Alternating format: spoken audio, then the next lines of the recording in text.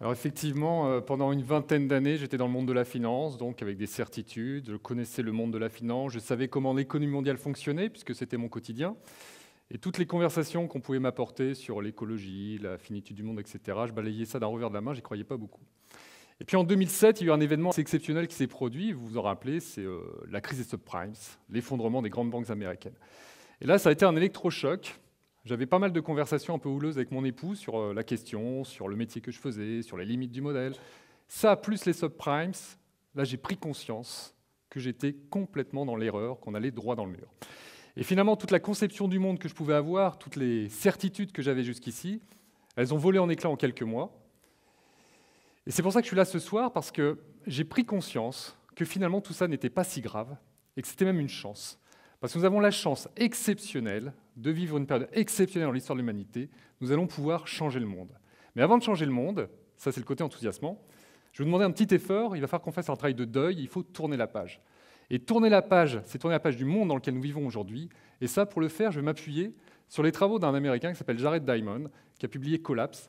Et vous allez voir en quelques minutes, en 2 minutes, que les 5 facteurs d'effondrement des grandes civilisations sont réunis aujourd'hui. Ça, c'est la mauvaise nouvelle. On passera aux bonnes nouvelles. Jared Diamond a identifié 5 facteurs que l'on retrouve dans l'effondrement des Mayas, des Vikings, de toutes les grandes civilisations de Mésopotamie. Et à chaque fois, ces 5 facteurs étaient réunis. Et la mauvaise nouvelle, c'est qu'en ce début de XXIe siècle, eh bien, les 5 facteurs sont réunis, mais cette fois-ci, ce n'est pas une civilisation qui est menacée, c'est le village-monde, c'est l'humanité, c'est nous tous. Voilà pourquoi c'est extrêmement important d'en prendre conscience. Alors, le premier facteur d'effondrement, vous le connaissez, c'est assez évident, c'est le facteur environnemental. Nous avons infligé depuis 2 siècles, et surtout depuis une cinquantaine d'années, des dommages environnementaux parfois irréversibles. Deuxième facteur, le dérèglement climatique. Toutes les grandes civilisations ont fait face à ces dérèglements. Ça affaiblit les écosystèmes, et qui dit affaiblissement des écosystèmes dit pénurie de ressources, déstabilisation d'une société, conséquences économiques, géopolitiques, sociales, vous connaissez la suite. Troisième facteur réuni encore aujourd'hui, on en est bien conscient, c'est la résurgence des conflits militaires. Ça découle des 2 premiers facteurs. Quand les écosystèmes sont déstabilisés, quand la société manque de ressources, qu'est-ce qui se passe ? On renoue avec les conflits, on se fait la guerre.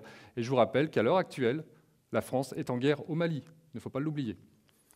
Quatrième facteur, extrêmement important, tout aussi important que le précédent, c'est le délitement des alliances diplomatiques et commerciales. Plus ça va mal, plus les alliances d'hier volent en éclats. Et aujourd'hui, on est tous conscients que l'avenir de l'Europe est vraiment mis entre parenthèses, on ne sait pas ce que ça va donner. Et puis, 5e facteur, ce n'est pas le moins inquiétant, c'est l'aveuglement de nos élites. Dans tout effondrement de civilisation, les élites sont incapables d'expertiser la chute de leur monde, elles sont incapables de changer leur prisme d'analyse. Et quel est le résultat ? Eh bien, le résultat est simple, elles mènent une politique de caste politique qui accentue, qui précipite l'effondrement d'un monde. Alors après tout ce que je vous ai dit, il faut bien prendre conscience que la fin d'un monde n'est pas synonyme de la fin du monde. Et quand je vous disais qu'on vit une période exceptionnelle, extraordinaire au sens étymologique, c'est que nous vivons un trait d'union, sans doute un trait d'union entre 2 mondes. Le monde d'aujourd'hui, on est en train de tourner la page. Et le monde de demain, le monde en devenir, le monde soutenable, dont on va parler tout au long de la soirée, il commence à se matérialiser tout doucement, mais il n'est pas encore concrétisé. Et finalement, qu'est-ce qu'on vit ? On vit une période historique assez enthousiasmante, parce qu'il va falloir réinventer les choses. Et la période la plus proche de nous, durant laquelle l'homme a tout réinventé, vous la connaissez, cette période, c'est la Renaissance. Alors la question qui se pose, au XXIe siècle, vivons-nous une nouvelle Renaissance ? Donc là, on va voir si les facteurs d'une Renaissance sont réunis. Premier facteur d'une Renaissance, c'est une nouvelle appréhension du monde. Au XVe siècle, Christophe Colomb découvre les Amériques, l'homme découvre l'immensité de la planète Terre, on découvre l'immensité du monde. Et qu'est-ce qui se passe en ce moment, depuis quelques décennies, depuis quelques années ? On découvre la finitude du monde. La planète est très petite en termes de ressources, en termes de capacités, si on regarde le modèle économique actuel. Nouvelle appréhension. Deuxième facteur, la Renaissance, une période de très très forte créativité. On connaît tous Léonard de Vinci, les peintres flamands. 2012, 2013, que se passe-t-il ? Très forte créativité. L'imprimante 3D en est un exemple, et il y en a bien d'autres. Troisième facteur de Renaissance, la Renaissance, contrairement aux idées reçues, n'a pas été qu'une période de créativité, c'est aussi beaucoup de violence.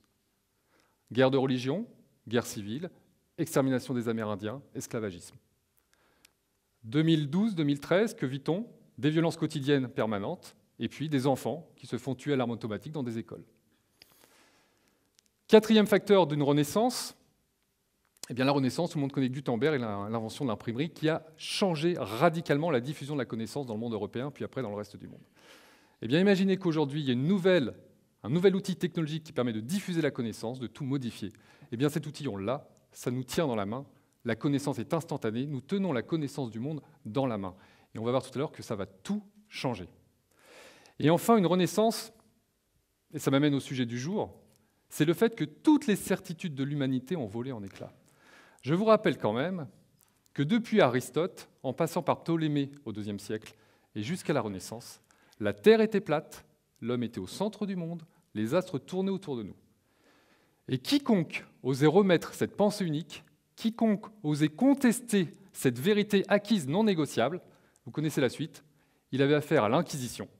Le bûcher, on le soumettait à la question. Copernic et Galilée ont failli payer de leur vie parce qu'ils ont osé dire que la Terre n'était pas plate et qu'elle n'était pas le centre du monde. Donc la question qui se pose aujourd'hui pour nous, contemporains du XXIe siècle, c'est commettons-nous la même erreur que nos ancêtres? Sommes-nous, nous aussi, dans l'erreur? Sommes-nous dans des certitudes qui vont voler en éclats au cours des prochaines années? Une fois qu'on a posé cette question, la réponse est quelles sont ces certitudes? Quelles sont les valeurs non négociables acquises qui pourraient voler en éclats dans 10 ans, dans 15 ans, dans 20 ans, dans 50 ans? Alors il y en a beaucoup. En tant qu'ancien économiste, j'en vois au moins 3 sur le plan économique. La première, c'est la vérité selon laquelle la croissance est le seul moteur de l'économie. Je vous rappelle qu'en grec, que veut dire le mot économie? Économie, ça veut dire gestion des ressources, gestion du domaine, de la maison. Ça ne veut pas forcément dire croissance, ce n'est pas synonyme. Deuxième vérité qui pourrait voler en éclats, c'est celle selon laquelle la croissance est infinie, c'est notre modèle de consommation, dans un monde fini, de plus en plus petit, puisqu'on est de plus en plus nombreux, avec moins de ressources. Ce dogme, il n'est pas question de le remettre en question. Et troisième dogme, troisième vérité acquise, c'est le nécessaire sacrifice du vivant au service de cette croissance. On s'est quand même octroyé le droit à polluer, le droit à empoisonner, le droit à intoxiquer. Pourquoi? Parce que la croissance l'exige. Donc la question qui se pose aujourd'hui, c'est si nous continuons comme ça, si nous continuons à sacrifier le vivant, est-ce que la dispute, est-ce que le dialogue sera autorisé? Eh bien, la réponse n'est pas aussi évidente, parce qu'on peut s'interroger sur le fait que les gens qui remettent en cause ces dogmes de croissance, moteur de l'économie, de mythe de la croissance infinie, sont peut-être encore aujourd'hui considérés comme les hérétiques d'hier. Je vous avoue que je ne suis pas sûr qu'en ce moment, au XXIe siècle, on fasse preuve d'une grande sagesse à l'égard de ceux qui osent remettre en question un système qui nous profite à tous. Extrêmement important d'ouvrir nos esprits. Et pourtant, nous sommes de plus en plus nombreux, tous ici ce soir, je pense que vous en êtes convaincus, nous savons que le chemin pris depuis 2 siècles nous emmène directement, comme le dit si bien le philosophe Jonas, vers quoi? Vers l'impasse tragique.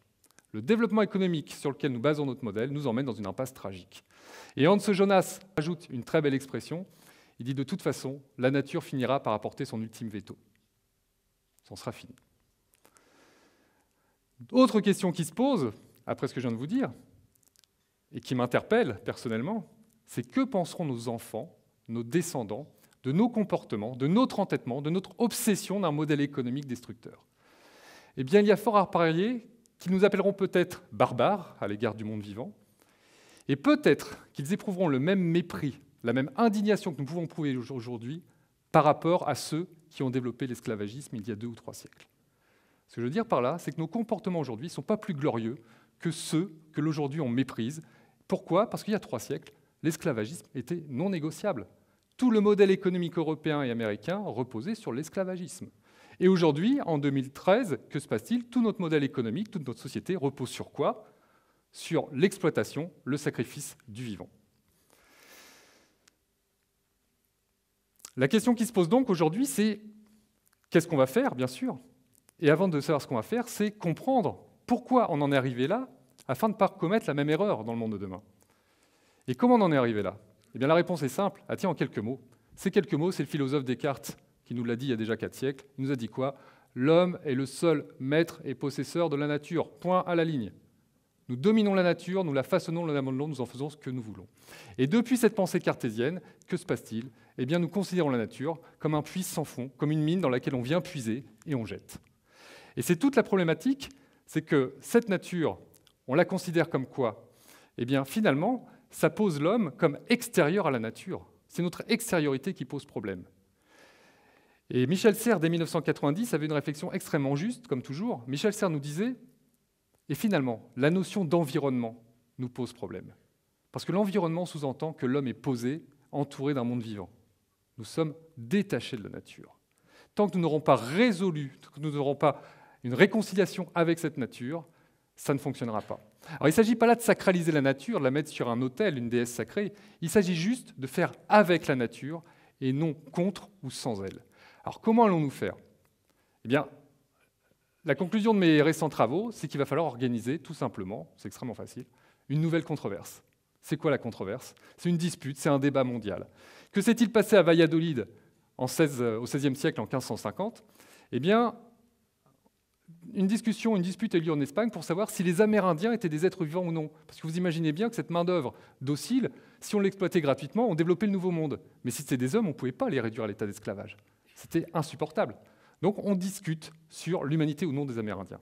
Au XXIe siècle, il va falloir qu'on organise une nouvelle controverse. Mais cette nouvelle controverse, cette fois-ci, eh bien, aura pour but de déterminer quels sont les seuils de tolérance vis-à-vis de la nature par rapport à l'activité humaine. Qu'est-ce que la nature peut supporter? Quel modèle économique peut-elle supporter? Avons-nous le droit de polluer, le droit de tuer l'avenir de nos enfants et de détruire leur patrimoine commun? Cette nouvelle controverse, elle nous permettra de rédiger la Déclaration universelle des devoirs de l'homme envers la nature. Je dis bien des devoirs. Pourquoi? La Déclaration des droits de l'homme a été la pierre angulaire du monde moderne, du monde d'aujourd'hui. La Déclaration universelle des devoirs de l'homme sera la pierre angulaire du nouveau monde de demain. Elle nous fixera des limites, des bornes à notre activité. Comment lancer cette nouvelle controverse? Eh bien, il va falloir s'organiser. Mais vous allez me dire, avant de s'organiser, de la lancer, Rousseau, il a fumé, il est utopiste, il est bisounours, c'est un fantasme tout ça. Je vous renvoie à l'histoire une fois encore. Qui aurait pensé, avant Constantin et Théodose Ier, que les Romains verraient l'Empire détruit par une poignée d'individus à l'intérieur qu'on appelait les chrétiens? Qui aurait pensé, avant la Révolution française et la fin de la monarchie, qu'une poignée d'hommes écrirait la Déclaration universelle des droits de l'homme? Eh bien, peut-être qu'aujourd'hui, les gens qui réfléchissent à un autre monde, qui aspirent à des nouvelles valeurs, sont peut-être, vous êtes peut-être, je suis peut-être, les premiers chrétiens de l'Empire romain. Nous sommes peut-être en train de changer les choses de l'intérieur par la seule aspiration de nos valeurs à un autre monde. Comment organiser cette nouvelle controverse? Eh bien, c'est extrêmement simple. Parce qu'à défi inédit, nous avons un outil inédit dans les mains, vous l'avez tous dans les mains ce soir, c'est la connexion. Nous sommes tous connectés. Et ça va tout changer. Le fait d'être connectés nous permet de lancer une controverse, d'envisager le monde de demain.